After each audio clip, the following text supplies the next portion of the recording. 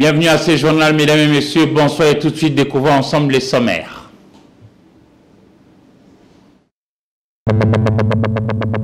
La 45e réunion ordinaire du sommet de la SADC va s'ouvrir jeudi 17 août 2023 à Luanda en Angola, qui prendra le relais dans la passation de la présidence tournante du Conseil des ministres a eu lieu dimanche.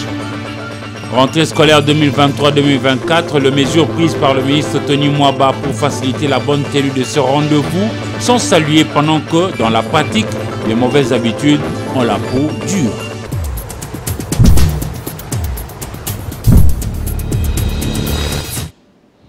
Encore une fois, messieurs, dames, bonsoir. 9e jeu de la francophonie. La fête a été belle. La République démocratique du Congo a démontré qu'elle est une nation debout et qu'elle veut vivre en paix avec les autres. Le pays de Félix-Antoine Tshisekedi Tshilombo a marqué positivement le monde entier, particulièrement le monde francophone, avec 34 médailles dont 5 en or. Mais il y a un mais conjonction de coordination marquant l'opposition. Plusieurs travailleurs, dont 1500 bénévoles prestataires au 9e jeu de la francophonie, vont marcher pour exiger le paiement de leurs primes non encore soldées. Par ailleurs, les organisateurs rejettent la responsabilité au ministre national de Finances, Nicolas Kazadi Manzouji, qui serait à la base du blocage de fonds. Et lorsque nous avons gratté pour en savoir un peu plus, l'on nous dit que tout sera réglé incessamment. Et la table ronde portant sur l'évaluation de l'état des sièges en vigueur depuis plus de 2 ans au niveau de la province de l'Ituri et le Nord Kivu se poursuit, mais c'est censé être clôturé demain, mercredi, au niveau du Palais du Peuple. Et regardez ce qu'a été les idées des uns des autres, parce que les idées s'entrecroisent véritablement. Suivez. Au Palais du Peuple ce lundi, les participants étaient unanimes sur la convocation de cette table ronde sur l'état de siège. Vous savez, le président de la République avait, en vertu de la Constitution, déclaré effectivement l'état de siège parce que l'état des institutions était menacé et la République était menacée dans cette partie du territoire.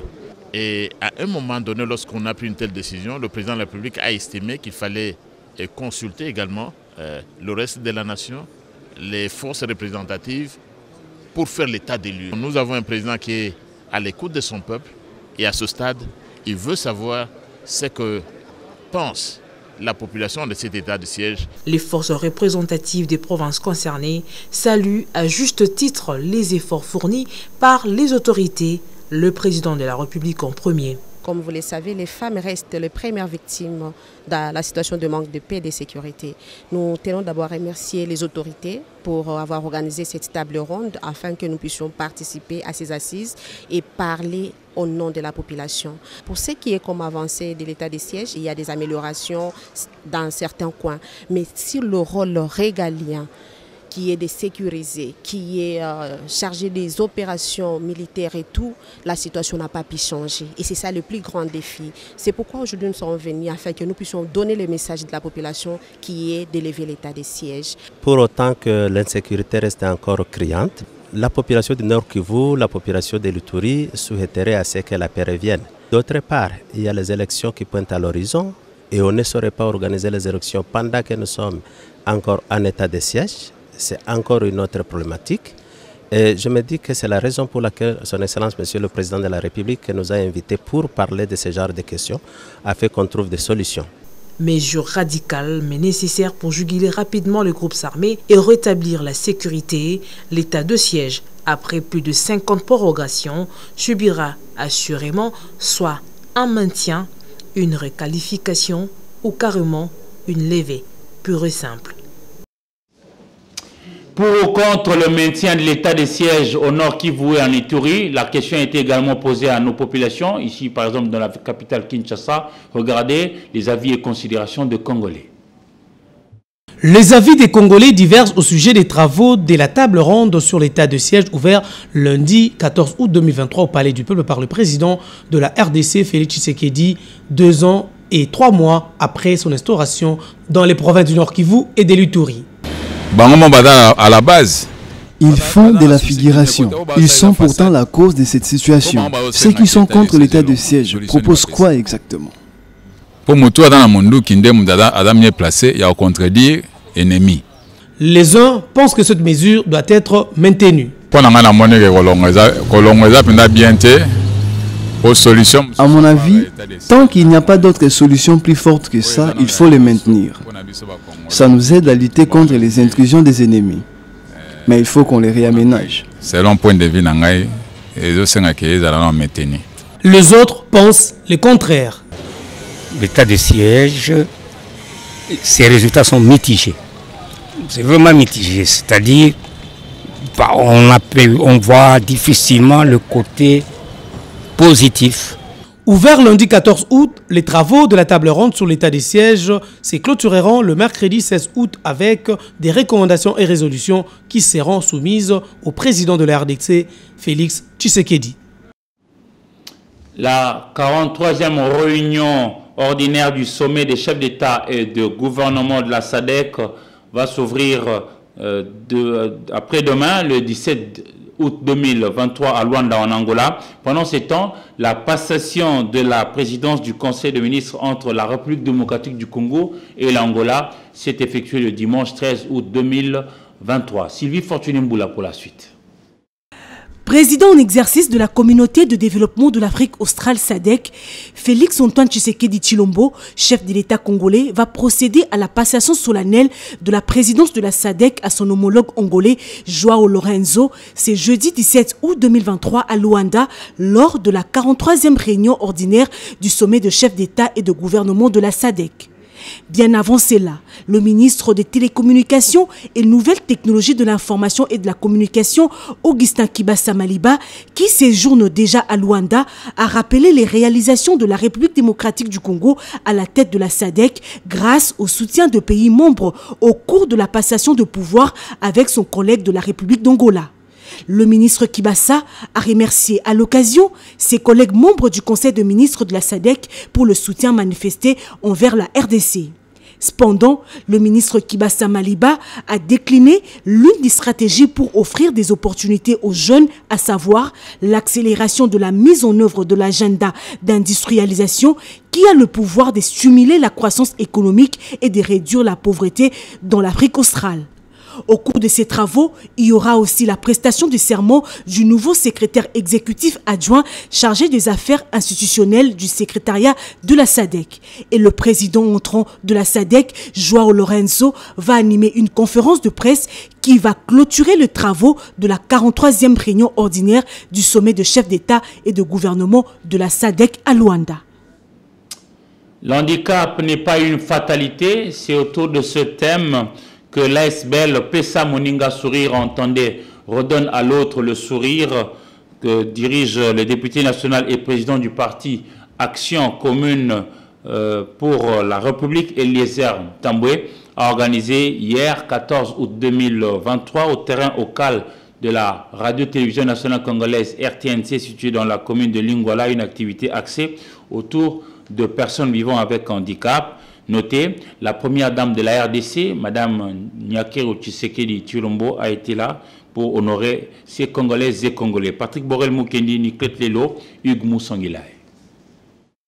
Tant qu'il y a la vie, il y a toujours espoir, dit-on. L'ASBL Pesa Moninga Sourire, entendez, donne du sourire à ton voisin. Que dirige les capables et les Ntamboué de l'Action Commune pour la République a organisé lundi 14 août au terrain au CAL de la commune de Lingwala une grande manifestation pour dénoncer la stigmatisation, la discrimination et les multiples violences dont font l'objet les personnes vivant avec handicap et qui a eu pour thème « L'handicap n'est pas une fatalité ».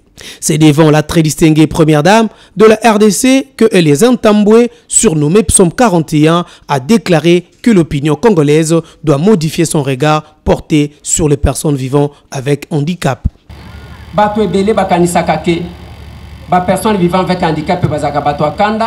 Les défis sont immenses car les préjugés sont légion. Mais si chacun de nous s'engage à combattre les discriminations, quelle que soit leur forme, je suis convaincu qu'ensemble nous gagnerons ces combats. Ces personnes qui sont brutales,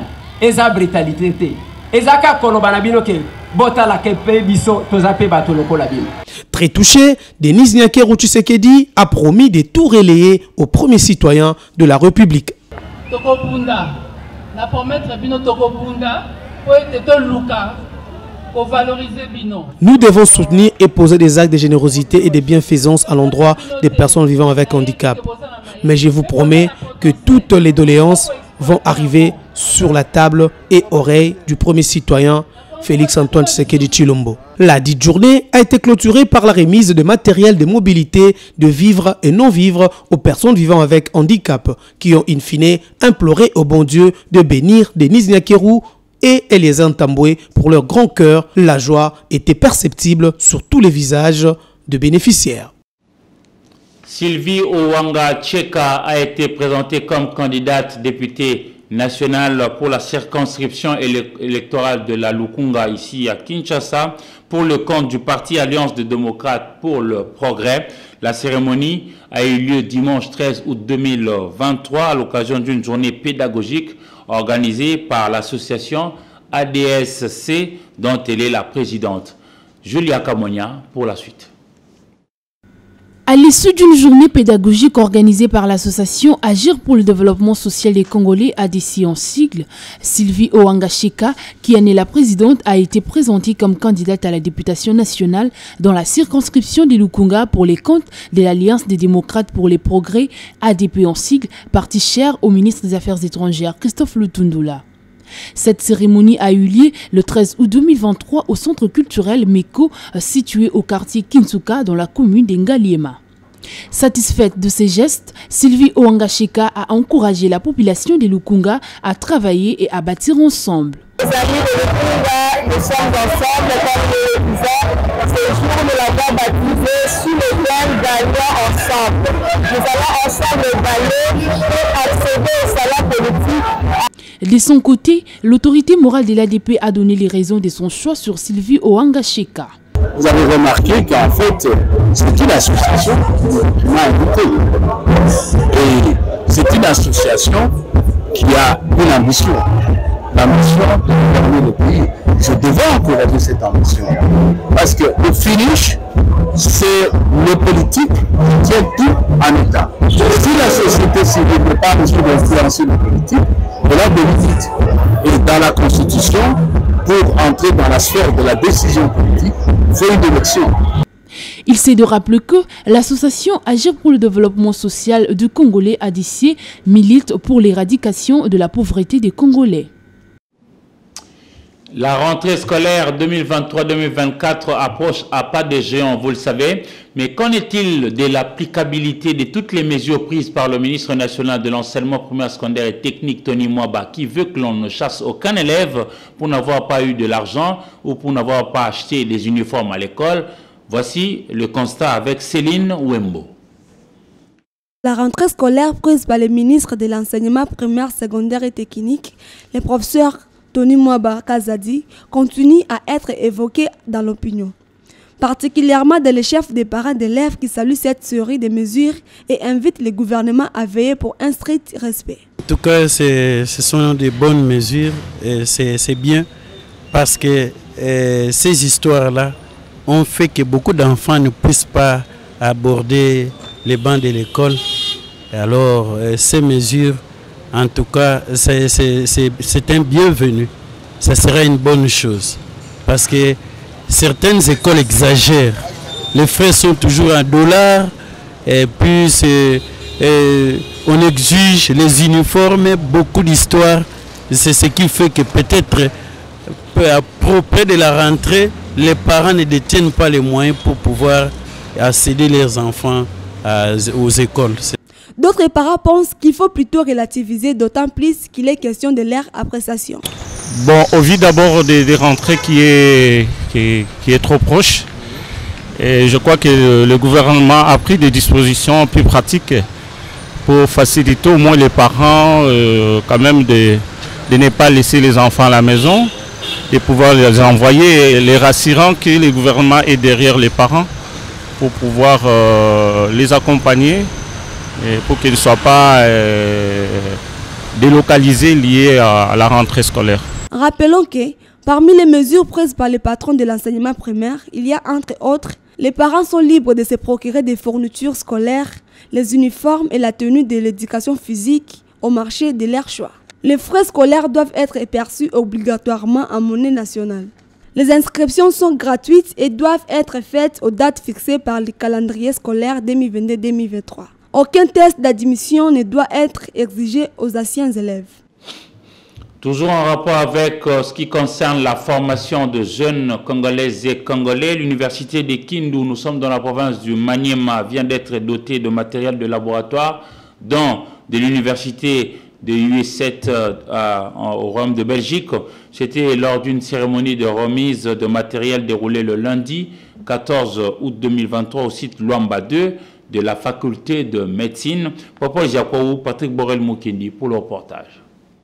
Dans le cadre de renforcement des capacités et favoriser les enseignements de qualité, que l'université de Kindu a reçu un lot important de matériel de laboratoire dont de l'université US7 de Belgique. D'entrée des jeux, le professeur Deogracias Kimenia, recteur de la dite université, a remercié le chef de l'État, le Premier ministre et les ministres de l'ESU pour leur implication dans les secteurs éducationnels au niveau des universités à travers le pays. À l'occasion de cette cérémonie de remise à la faculté de médecine de notre alma mater, des matériels didactiques d'anatomie et de physiologie pouvant servir au laboratoire de la faculté de médecine de l'université de Kindu. Je rends les hommages les plus déférents à son Excellence Félix-Antoine Tshisekedi Tshilombo, président de la République et chancelier des universités congolaises, au Premier ministre et chef du gouvernement, son Excellence Jean-Michel Sama Lukonde Kenge, à notre ministre des tutelles, son Excellence Moindo Nzangi Butundu. Depuis le 2 septembre 2022, l'université de Kindu a signé un partenariat avec l'université Hasselt de Belgique. Il s'agit d'un matériel pimpant neuf et qui coûte très cher, que nous demandons à monsieur le doyen d'assurer une utilisation rationnelle. Il est à noter que l'université de Kindu exécute 2 projets majeurs issus du partenariat UNIKI représenté par son numéro 1 Deogracias Kimenia Moussaïla et l'université UAC de Belgique représentée par le professeur Virginie Bito.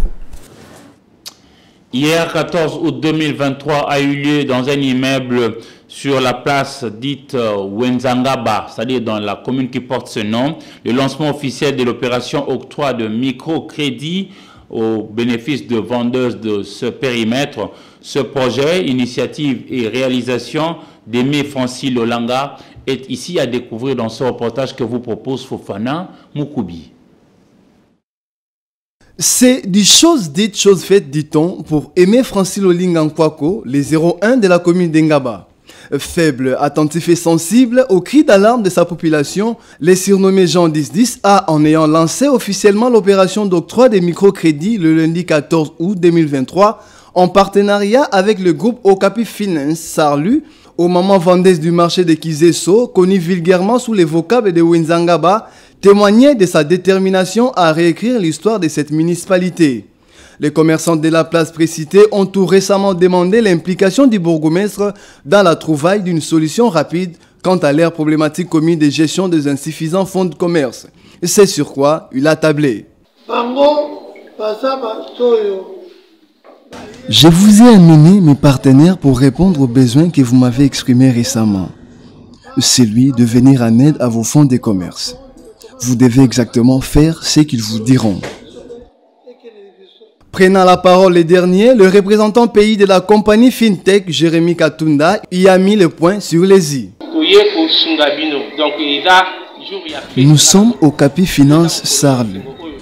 Nous avons été rappelés par le bourgmestre Lolinga pour procéder avec lui à l'octroi du microcrédit sans intérêt.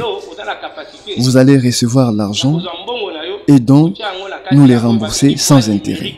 Après cette explication, une séance de questions de fixation a pris place avant les services manuels et numériques d'octroi des fonds aux premières commerçantes.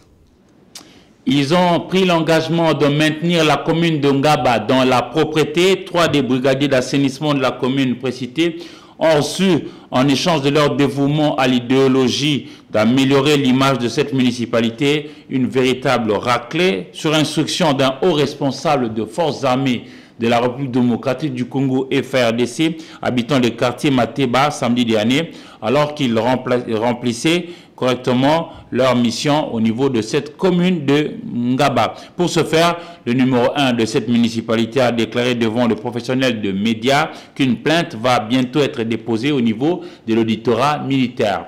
Suivez Fofana Moukoubi pour en savoir plus.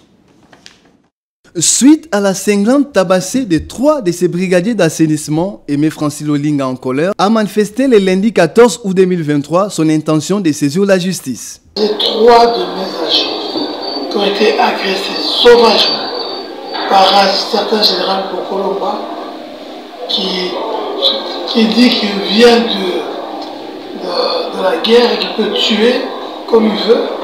Je ne sais pas si il a l'autorisation de tabasser les gens. Par qui? Donc moi j'aimerais aujourd'hui dire que je n'arrêterai pas. Mes avocats sont là. On va le poursuivre. On va aller jusqu'au bout. Il doit être condamné. Ces gens de personnes doivent quitter l'armée. Parce qu'ils n'apportent rien à l'armée à part des problèmes. La lettre est déjà prêtée, mais en attendant, il lui a failli convoquer une réunion d'urgence avec les hauts responsables de l'administration communale pour les sensibiliser dans la protection des brigadiers. Toutes les batteries sont de mise et ça s'annonce fatal.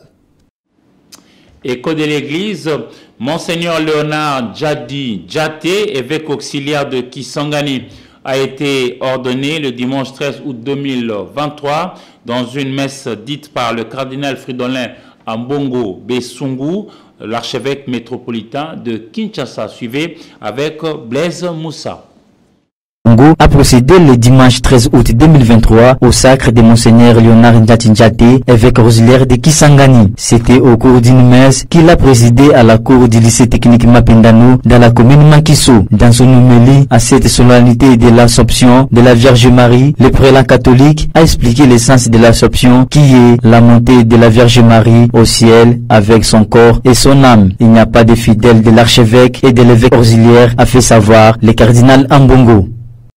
Il ne faudrait pas que demain, le malin qu'on trouve parfois parmi nous, qui essaye de s'introduire et se comporter comme s'il y avait d'un côté l'archevêque et de l'autre l'auxiliaire.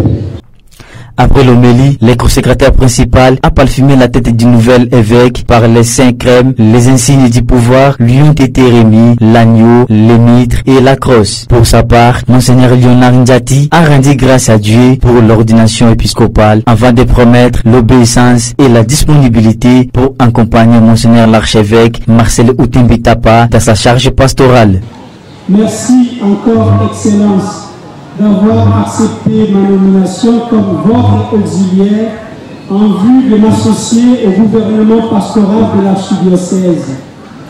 À votre Excellence, je promets humblement une obéissance et une entière disponibilité dans la collaboration et le discernement pour le bien de notre Église locale et pour le bien des âmes à qui nous sommes. Signalons que cette cérémonie s'est déroulée en présence de plusieurs évêques et les personnalités de la République démocratique du Congo, entre autres M. l'abbé Théodore Tilumba Kabeya, conseiller du président de la République, qui a remis une Jeep 4x4 cadeau du chef de l'État au nouvel évêque auxiliaire de Kisangani. Complétons l'actualité au niveau du continent africain avec notre partenaire The Voice of America, VOA. L'Union africaine a annoncé ce lundi dans un communiqué tenir une réunion pour discuter de l'évolution de la situation au Niger et des efforts pour y remédier. Cette réunion se tient alors que les auteurs du coup d'État ont annoncé vouloir poursuivre pour haute trahison le président renversé Mohamed Bazoum. Toujours au Niger, 6 soldats et 10 terroristes ont été tués dimanche dans des combats dans l'ouest du pays, a indiqué un communiqué du Haut-Commissariat de la Garde nationale. Les soldats nigériens ont engagé une poursuite contre les djihadistes présumés lorsqu'ils sont tombés dans une embuscade à une vingtaine de kilomètres dans la ville de Sanam, explique le communiqué. Au Soudan, des combats opposant l'armée aux paramilitaires depuis près de 4 mois ont eu lieu lundi dans des différents quartiers de Khartoum et dans une région du Darfour. Plusieurs sources font état de massacres des civils et d'assassinats à caractère ethnique au Darfour, imputés aux paramilitaires et aux milices arabes alliées. La mission des Nations Unies au Mali, MINUSMA, a annoncé dimanche avoir anticipé, pour des raisons de sécurité, son retrait d'un camp dans le nord du pays que l'armée affirme avoir récupéré après de nombreux incidents avec les groupes terroristes. Mesdames et messieurs, ce journal va se clôturer, mais bien avant, voici le rappel de titre.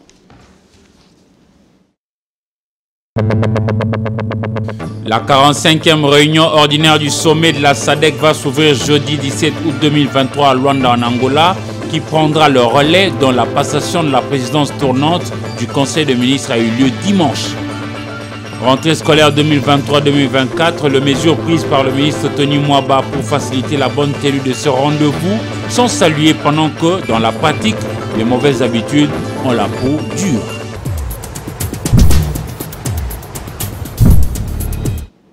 Mesdames et messieurs, ce journal est complètement terminé. Merci à vous de l'avoir reçu et au revoir.